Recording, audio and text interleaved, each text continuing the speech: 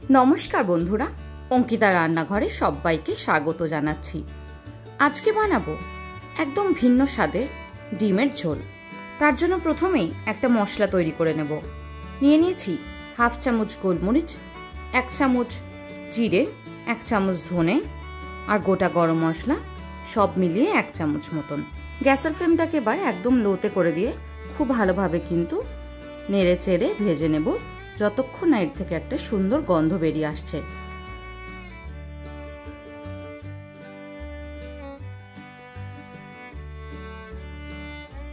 খুব বেশি কালো করে কিন্তু ভাজার প্রয়োজন নেই।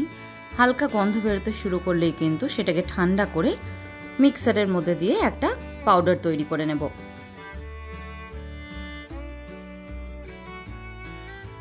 দেখুন খুব সুন্দর করে কিন্তু ভাজা হয়ে গেছে। এবার এটাকে তুলে অন্য একটা পাত্রে নিয়ে নিচ্ছি। অন্যদিকে একটা কড়াইতে বেশ কিছুটা রিফাইন তেল গরম করে নিয়েছি। আপনারা চাইলে কিন্তু অবশ্যই সরষের তেলও ব্যবহার করতে পারেন।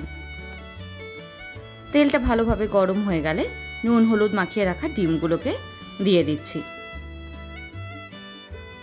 ডিমগুলোকে দিয়েও কিন্তু খুব ভালোভাবে নেড়ে চেড়ে ভেজে নেব।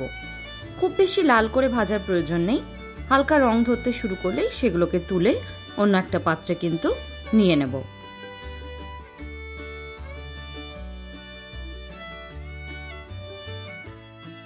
এক এক করে সবকটা ডিমই কিন্তু আমি তুলে নিয়েছি।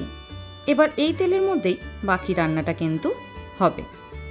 ডিমটা তুলে ওই তেলের মধ্যে দিয়ে দিচ্ছি দুটো বড় সাইজের পেঁয়াজ, একদম লম্বা করে কুচিয়ে নেওয়া। পেঁয়াজটাকে দিয়ে 2 মিনিটের জন্য খুব ভালো করে কিন্তু নেড়ে নেব।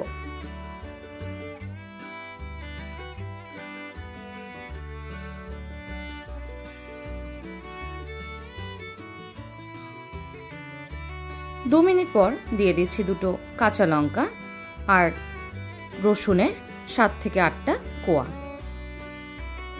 আবার সবকিছু কিন্তু খুব ভালো করে নেড়ে নেব যতক্ষণ না পেঁয়াজটা নরম হয়ে আসছে। পেঁয়াজ, কাঁচা লঙ্কা, রসুন সবকিছুই কিন্তু মোটামুটি নরম হয়ে এসছে। এই পেঁয়াজ, কাঁচা লঙ্কা, রসুনটাকে তুলে নেব। তারপর একটা মিক্সারের মধ্যে দিয়ে একটা পেস্ট তৈরি করে রেখে দেব। এবার ওই তেলের মধ্যে দিয়ে দিচ্ছি 1 চামচ হলুদ, তার সঙ্গেই 1 চামচ লঙ্কার গুঁড়ো। গ্যাসের ফ্লেমটাকে কিন্তু একদম লোতে করে তারপরে এই গুঁড়োগুলো দিতে হবে, না তো কিন্তু পুড়ে যেতে পারে। এই সময় এই লঙ্কার গুঁড়ো বা হলুদ গুঁড়োটা দেওয়ার জন্য রান্নায় কিন্তু খুব সুন্দর একটা রং আসে। খুব ভালোভাবে নেড়ে নিয়েছে। এবার পেঁয়াজের যে পেস্টটা বানিয়ে রাখলাম সেটা দিয়ে দিচ্ছি। বাটির মধ্যে একটুখানি যেই মশলাটা লেগেছিল সেটাও অল্প জল দিয়ে কিন্তু দিয়ে দিলাম। খুব ভালোভাবে এবার নেড়ে মশলাটাকে কিন্তু কষাতে থাকতে হবে।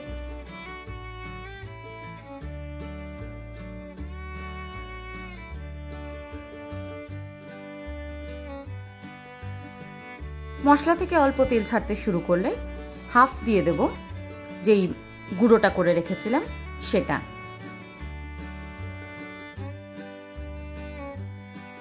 গুঁড়োটা দিয়েও কিন্তু খুব ভালো করে এবার নেড়ে মিশিয়ে নেব।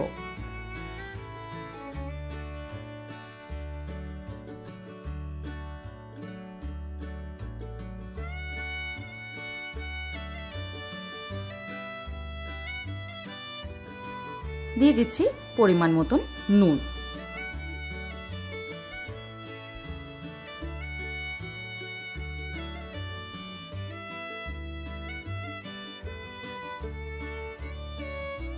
মশলাটা কষে তার থেকে তেল ছাড়তে শুরু করে দিয়েছে।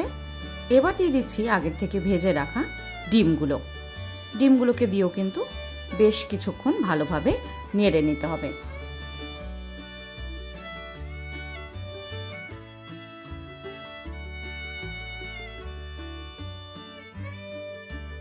ডিমটা দিয়ে কিন্তু 2 মিনিটের জন্য খুব ভালো করে নেড়ে নিয়েছি। এবার যেই বেঁচে যাওয়ার মশলাটা সেটা কিন্তু দিয়ে দিলাম। মশলাটা দিয়ে কিন্তু খুব ভালো করে কষিয়ে নেব 4 থেকে 5 মিনিটের জন্য। এই রান্নায় কিন্তু কোনো রকমের জলের ব্যবহার করার প্রয়োজন নেই। একটু গা মাখা মাখা হলেই কিন্তু এই রান্নাটা ভালো লাগে। আজকের মতন এইটুকুই। আবার দেখা হবে অন্য কোনো রেসিপি নিয়ে। ভালো থাকবেন, সুস্থ থাকবেন। ধন্যবাদ।